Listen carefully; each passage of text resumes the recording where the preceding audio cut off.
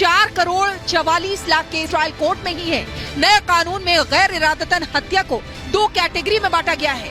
अगर गाड़ी चलाते वक्त हादसा होता है, फिर आरोपी घायल को पुलिस स्टेशन या अस्पताल ले जाता है तो उसे कम सजा दी जाएगी, जबकि हिट एंड रन केस में 10 साल की सजा का प्रावधान है।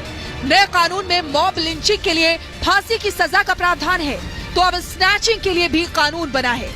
इसके अलावा किसी के सर पर लाठी मारने वाले को सजा तो मिलेगी ही, इससे ब्रेन डेड की स्थिति में आरोपी को 10 साल की सजा का प्रावधान है।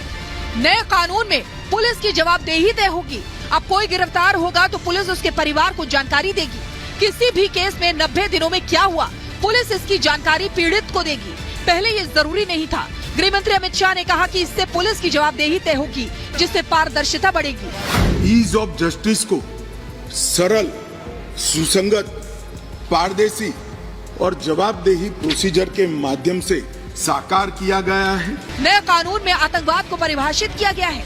नए कानून के तहत आर्थिक सुरक्षा पर हमले को भी आतंकवाद के दायरे में रखा गया है। साथ ही एकता, अखंडता, संप्रभुता को खतरे में डालने सहित आतंक फैलाने के इरादे से किया गया अपराध भी आतंकवाद के दायरे में है। सरकार प्रभावित करने के इरादे से अपहरण भी आतंकवाद माना जाएगा। इसके लिए आजीवन कारावास से लेकर मृत्यु दंड तक का प्रावधान है।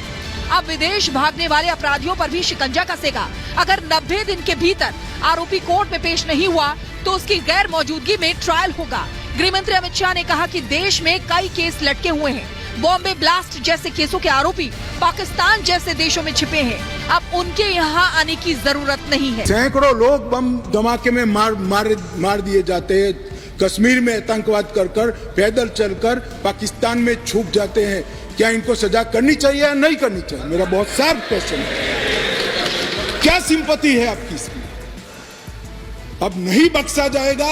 आप आओ ना आओ, आपको सजा भी होगी और आपकी संपत्ति भी। नए कानून में फैसले के लिए कोर्ट की भी समय सीमा तय की गई है। जजमेंट को सालों तक लटकाया नहीं जा सकता है। कोर्ट को मुकदमा समाप्त होने के बाद 43 दिन में फैसला देना होगा।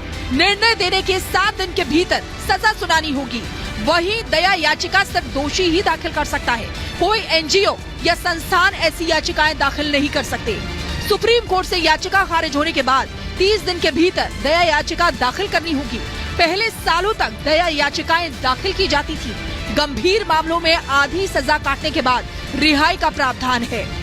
गृह मंत्री अमित शाह ने कहा कि पहले दया याचिकाएं सालों तक दाखिल की जाती थी। कोई भी एनजीओ या संस्थान दया याचिका दाखिल कर देता था, लेकिन अब ऐसा नहीं होगा। बलात्कार की पीड़िता का ऑडियो वीडियो रिकॉर्डिंग के माध्यम से रिकॉर्ड लेना कंपलसरी किया है।